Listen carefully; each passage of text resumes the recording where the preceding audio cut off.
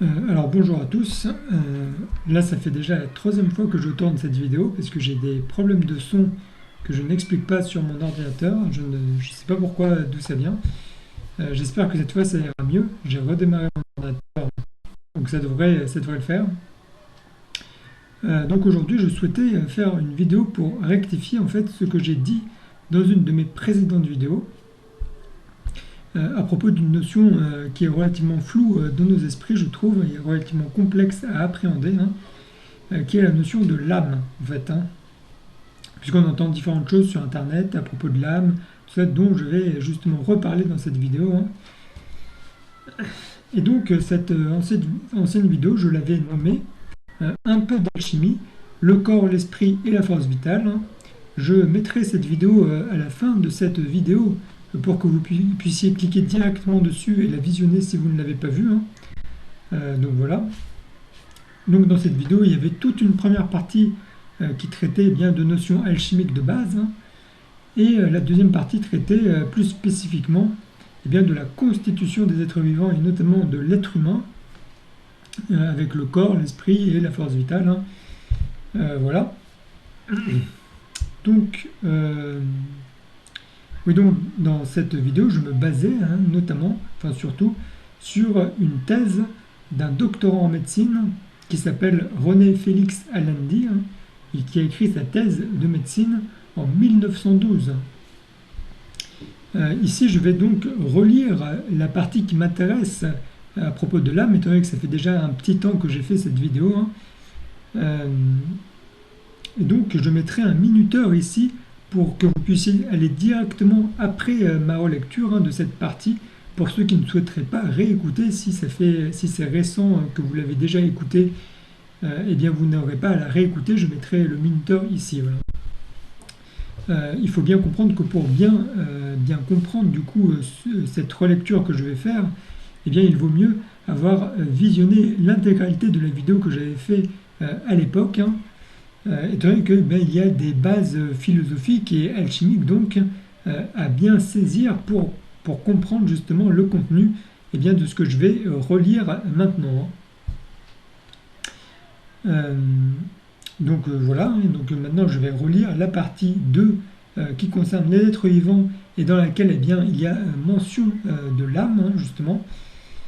Donc il nous dit: nous venons de voir la constitution et les propriétés de la matière.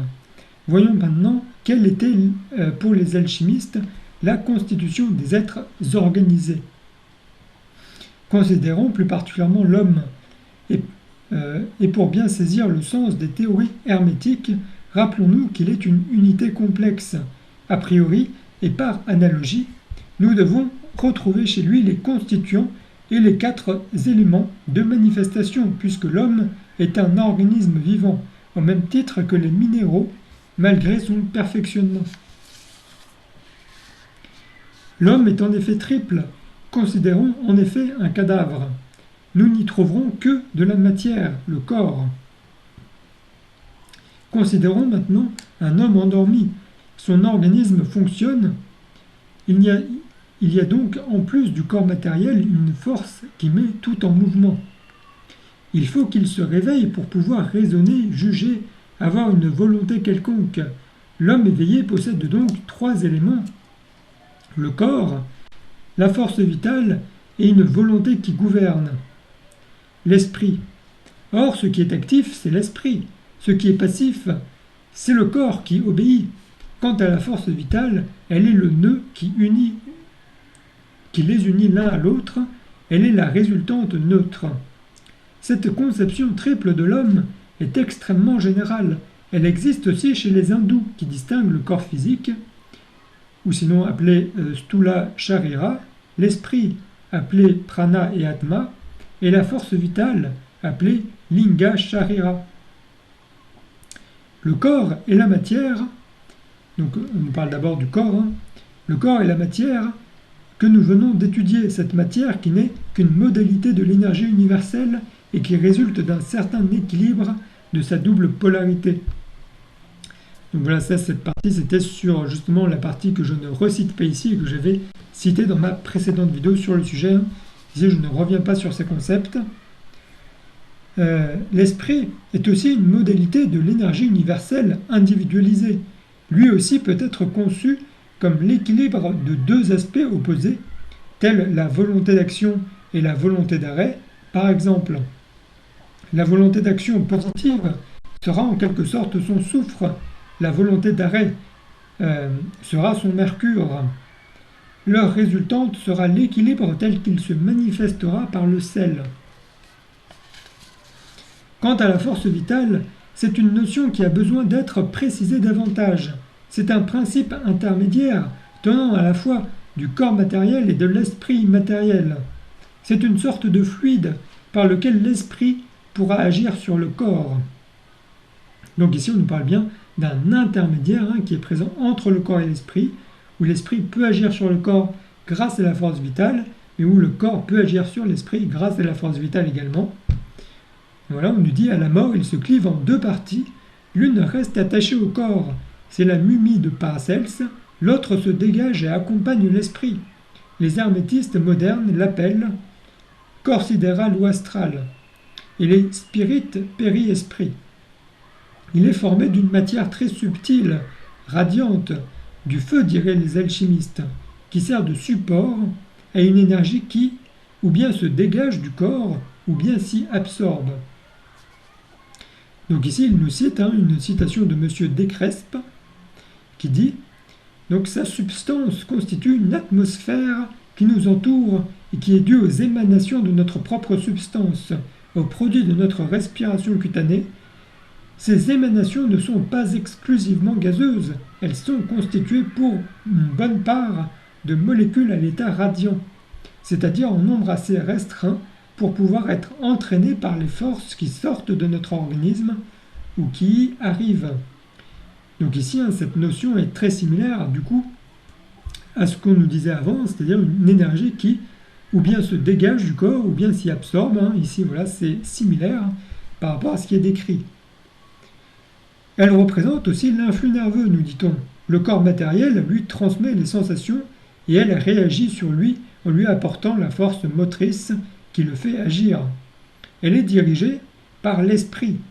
Elle est capable non seulement de faire contracter un muscle, mais avec le temps, quand elle est convenablement dirigée par la volonté, d'opérer quelques transformations matérielles du corps. Les alchimistes admettaient que ce fluide était surtout localisé dans le sang. Justement, à ce propos, il cite une citation de Flûte qui, au XVIe siècle, disait « L'âme sensitive ou élémentaire, agent de la sensation, de la nutrition et de la reproduction, réside dans le sang. » Et il poursuit en disant « Quant à la notion d'âme, elle a été trop précisée par les philosophes pour qu'il soit besoin d'y revenir ici. Remarquons seulement qu'il y a en elle de l'activité, de la passivité et un état d'équilibre. C'est la décision, la réflexion, la volonté, ou bien l'attention, l'imagination, la raison. Et ainsi nous concevons que le corps, l'âme, entre parenthèses, ou l'esprit, et la force vitale sont des unités complexes réunies pour former une unité d'ordre plus élevé, l'homme. Fin de citation. Donc voilà, c'était la partie de la thèse que je voulais ici reciter et qui traite justement de cette notion d'âme. Donc seulement ce que je voulais mettre en lumière ici, c'est qu'il m'apparaît qu'il y a plusieurs contradictions sur cette notion d'âme qui transparaissent en fait dans ce texte. Alors déjà, moi la dernière fois, lorsque j'avais fait ma vidéo, j'avais penché pour le fait que l'âme serait un petit peu la même chose que l'esprit, étant donné que à la fin justement de ce texte, on nous dit le corps, l'âme et entre parenthèses l'esprit et la force vitale.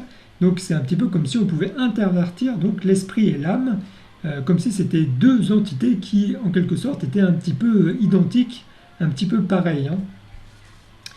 Donc voilà, mais seulement un petit peu avant, eh bien, on va nous parler de la force vitale comme étant composée de deux parties, l'une plus matérielle, ce qu'on va appeler la mumie de Paracels ici, et une autre plus immatérielle, qu'ils appellent le corps sidéral ou le corps astral, ou encore le péri-esprit. Et c'est justement ici que je veux revenir sur les différentes informations que l'on peut entendre de nos jours, eh bien, dans tous les milieux spirituels, notamment sur Internet, hein, mais également dans plusieurs ouvrages, dans des livres, etc. Car de nos jours, en réalité, il y a cette idée beaucoup qui circule que l'âme pourrait sortir du corps, notamment la nuit, hein, lorsque l'on rêve, on entend cette idée, et notamment chez les individus qui auraient cette capacité volontaire, eh bien, de sortir de leur corps volontairement, hein. C'est-à-dire, on va dire que l'âme sort du corps volontairement et va en fait voyager. Donc on va appeler ça le monde astral, hein. On va dire qu'il voyage dans le monde astral, c'est-à-dire dans une sorte de monde spirituel, va voyager vers l'inconnu en quelque sorte, hein, pas dans le monde matériel que nous connaissons, nous, à notre échelle. Et on va même assimiler, hein, dans certains de ces milieux, eh bien, cette partie de l'être, hein, qui sort du corps, eh bien, on va dire que c'est l'âme, mais on va pouvoir aussi dire que c'est, eh bien, son corps astral qui sort du corps, hein. Ici, il y a une identification, enfin une correspondance qui va être créée entre, eh bien, le corps astral et l'âme, en fait, hein, voilà, hein, c'est ce que je veux dire ici. On va un petit peu faire comme si les deux c'était la même chose de nos jours, hein. Je précise ici entre parenthèses que ce n'est pas ma conception à moi du corps astral, hein, que je partage dans d'anciennes vidéos, hein. Ici je parle dans ce que l'on entend sur internet à ce sujet, hein. Donc voilà, et de plus on nous dit également dans le texte un peu plus bas, hein, on va nous parler de l'âme sensitive ou élémentaire, agent de la sensation, de la nutrition et de la reproduction, qui résiderait dans le sang. Alors ici, hein, on utilise bien le terme de l'âme, en parlant d'âme sensitive ou élémentaire, qui serait un agent de la sensation, de la nutrition et de la reproduction, et qui résiderait dans le sang. Mais ici, en réalité, en parlant eh bien, d'un certain type d'âme, puisqu'on va parler de l'âme sensitive ou élémentaire, eh bien, c'est comme si on supposait, en quelque sorte indirectement, qu'il y avait, qu'il y avait différents types d'âmes, c'est-à-dire que ça, ce serait une partie de l'âme en particulier, et qu'il existerait en fait d'autres parties de l'âme qu'on ne nous dit pas, hein, tout simplement. Voilà. Enfin, je pour mettre en lumière, pour mettre en valeur ici que la notion de l'âme, eh bien, dans ce texte est relativement floue, et contrairement à ce qu'il dit, lorsqu'il dit que, eh bien, elle a été trop précisée par les philosophes pour qu'il y soit besoin d'y revenir, eh bien, moi, j'aurais bien aimé qu'il y revienne, hein, puisque je ne trouve pas ça super clair, hein, personnellement.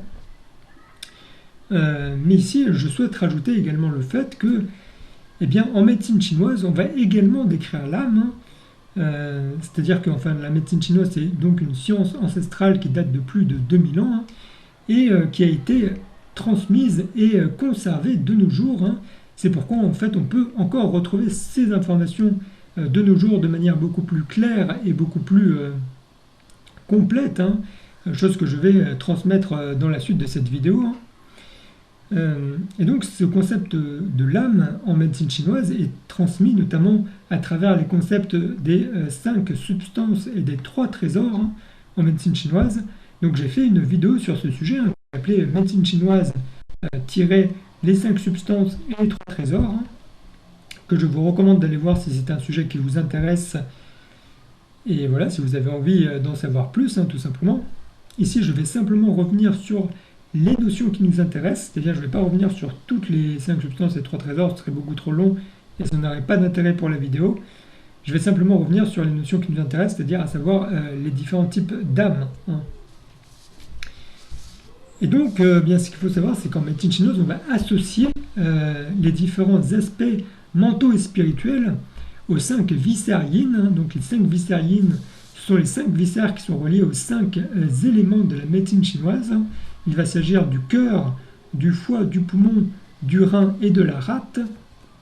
Et donc on va relier ces 5 viscères yin aux 5 aspects mentaux et spirituels, hein. Et donc il va y avoir premièrement l'esprit, ou le chen qu'on va appeler, qui va être associé au cœur. Deuxièmement, l'âme éthérée, ou le hun, qui va être associé au foie. Troisièmement, l'âme corporelle, ou le po, qui va être associé au poumon. Quatrièmement, la volonté, ou le zi, qui va être associé au rein. Et quatrièmement, la pensée, ou le yi, qui va être associé à la rate. Voilà, et ici on retrouve les deux types d'âmes différentes que je veux développer dans cette vidéo, que sont l'âme éthérée et l'âme corporelle, que j'ai également mis dans le titre de cette vidéo spécifiquement. Et donc ici je vais décrire, je vais relire ce qui est dit dans le document par rapport à la médecine chinoise, par rapport à cette âme éthérée et cette âme corporelle. Mais au préalable, il y a d'abord une petite introduction que je vais lire. On nous dit, au chapitre 23 des questions simples, il est écrit, citation, « Le cœur abrite l'esprit, le poumon abrite l'âme corporelle, le foie abrite l'âme éthérée, la rate abrite la pensée et le rein abrite la volonté. » Fin de citation. Le commentaire, inspiré également par des extraits de l'axe spirituel, ajoute, citation, « L'esprit est une transformation de l'essence et du chi. Les deux essences, c'est-à-dire l'essence du ciel antérieur et l'essence du ciel postérieur, contribuent à la formation de l'esprit. L'âme corporelle est l'assistante de l'essence et du chi. Elle est fort proche de l'essence, mais elle entre et sort. L'âme éthérée complète l'esprit et le chi. Elle est fort proche de l'esprit, mais elle va et vient. La pensée correspond à la mémoire. C'est la mémoire qui dépend du cœur. La volonté est comme un esprit qui aurait un but et une visée. Le rein stocke l'essence et grâce à la volonté, il peut réaliser notre destinée. Ici, il me faut repréciser un petit peu rapidement en quoi consistent les trois trésors. Qu'est-ce qui constitue les trois trésors en médecine chinoise? Donc le premier des trois trésors, c'est ce qu'on va appeler le Chen en médecine chinoise, c'est l'esprit. Et ce qu'il faut savoir, c'est que le Chen en médecine chinoise désigne deux choses en réalité.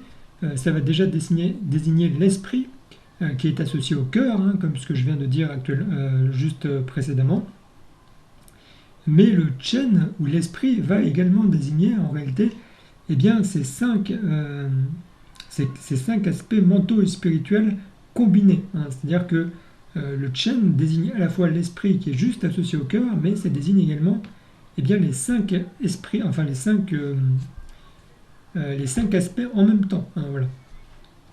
Ensuite, il va y avoir ce qu'on va appeler l'essence ou le Jing, J-I-N-G, qui va être en fait l'énergie originelle que chacun d'entre nous disposons et qui est localisée au niveau des reins. Voilà.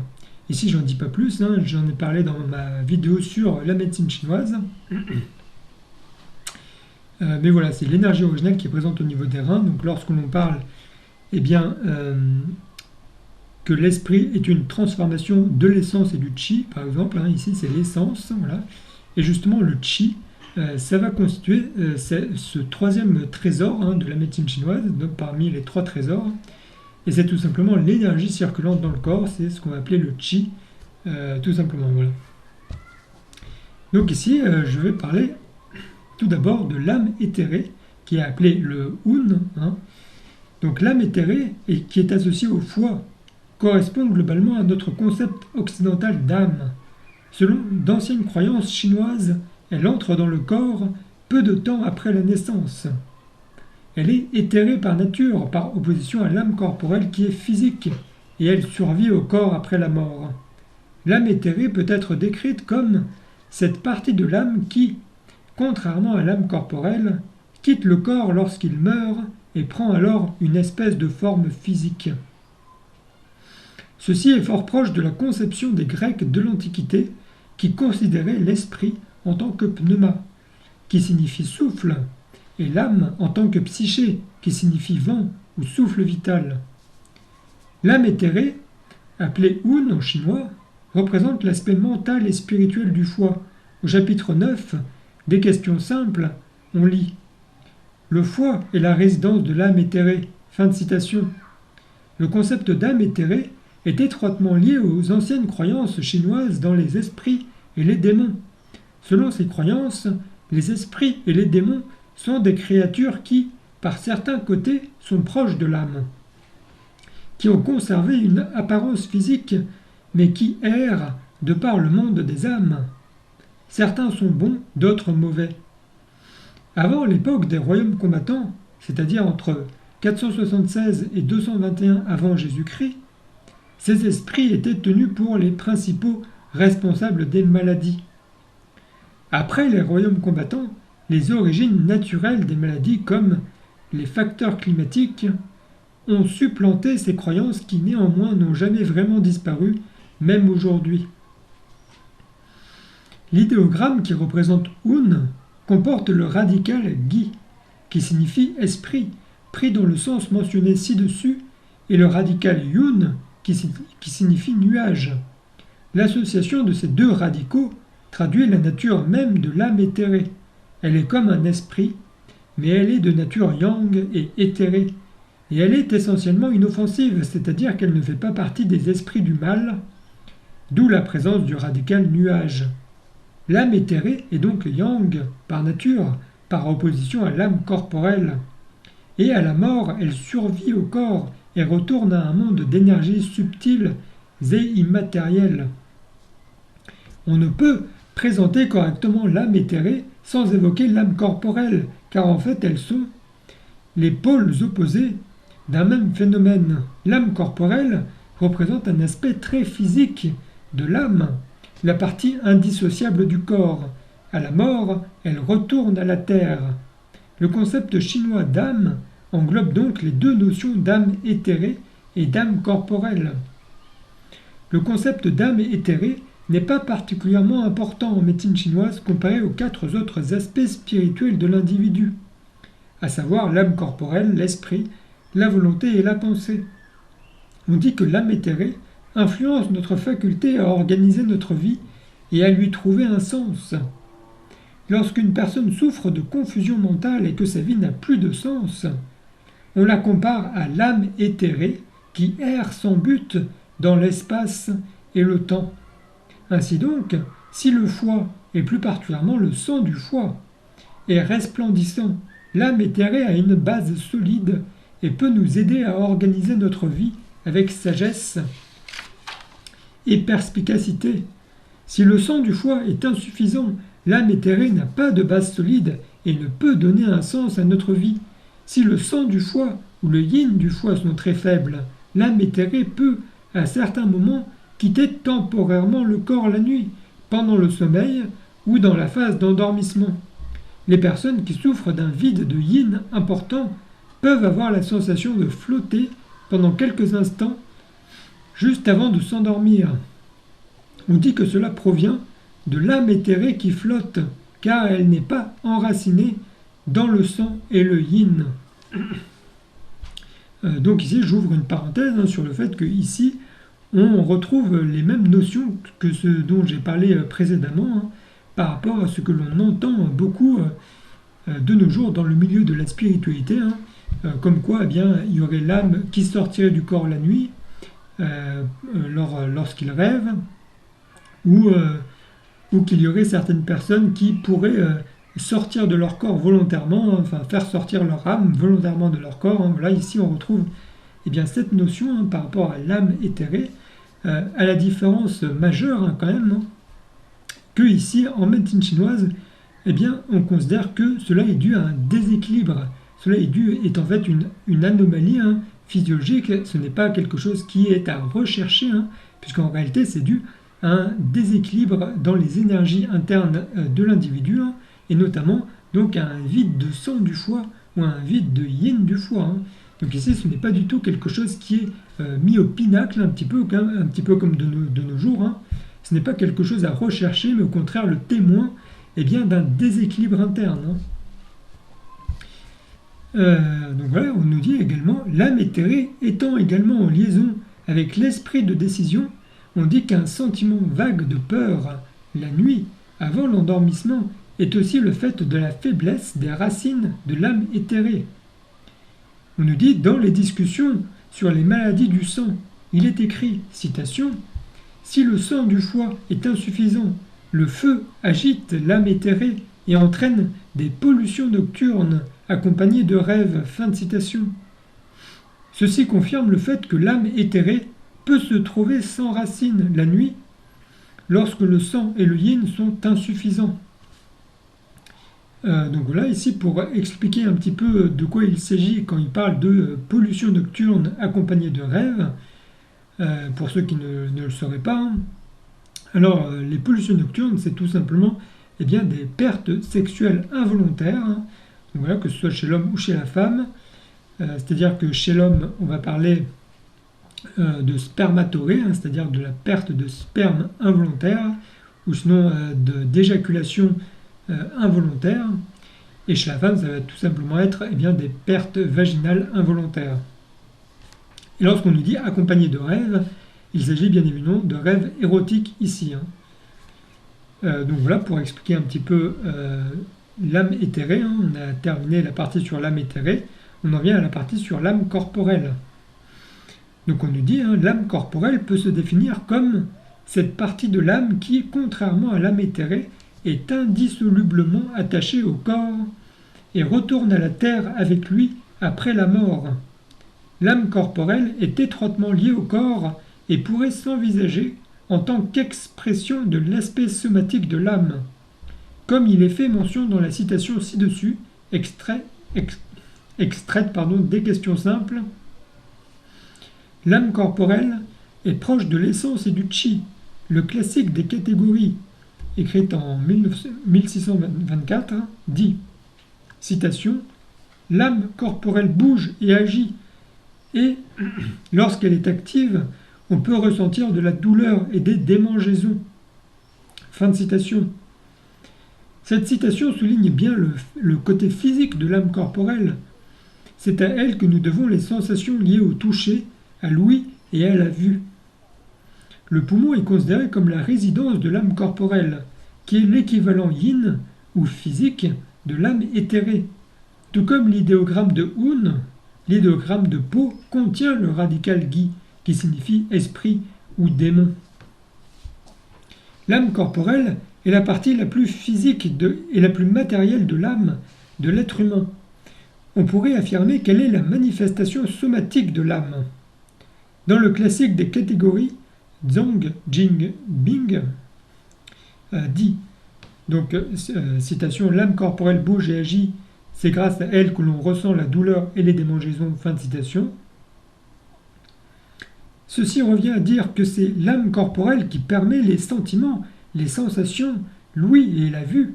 C'est elle qui nous permet de sentir le froid ou le chaud, les démangeaisons ou les douleurs. C'est également elle qui est responsable de l'instinct humain. Ainsi, grâce à l'âme corporelle, un nouveau-né peut spontanément pleurer et prendre le sein. L'âme corporelle est étroitement liée à l'essence. Elle pourrait être une manifestation de l'essence dans la sphère des sentiments et des sensations. L'essence est la base d'un corps sain. L'âme corporelle permet des sensations et des mouvements fins et justes. Eu égard à sa relation avec le poumon, l'âme corporelle entretient de même une relation étroite avec la respiration. Les Grecs de l'Antiquité appelaient l'âme anima, ce qui veut également dire vent ou souffle vital, et l'esprit pneuma, ce qui veut également dire souffle. L'âme corporelle qui réside au poumon est la manifestation même du souffle de la vie. Sur le plan émotionnel, l'âme corporelle est directement affectée par des émotions telles que la tristesse ou le chagrin, qui répriment ses sentiments et bloquent ses mouvements. Comme l'âme corporelle réside au poumon, ces émotions ont des effets puissants et immédiats sur la respiration, que l'on peut considérer comme le battement de l'âme corporelle. La tristesse et le chagrin gênent l'âme corporelle, dispersent le chi du poumon et retiennent la respiration. Le souffle court et superficiel de la personne qui est triste et déprimée en est l'illustration. De la même façon, la respiration superficielle et rapide, qui semble ne provenir que de la partie supérieure de la poitrine, presque de la gorge, est l'expression d'un blocage au niveau de l'âme corporelle et du chi du poumon. C'est pourquoi il est souvent important de traiter le poumon en cas de problèmes émotionnels dus à la dépression, à la tristesse, au chagrin, à l'anxiété ou au deuil. Donc ensuite, il nous cite juste quelques points d'acupuncture, mais par la suite, on nous dit « Ainsi donc, en pratique et clinique, l'importance de l'âme corporelle est plus grande que celle de l'âme éthérée. » Donc fin de citation. Voilà, c'était tout ce que je voulais dire à propos de l'âme corporelle et de l'âme éthérée par rapport à ce qui est transmis en médecine chinoise.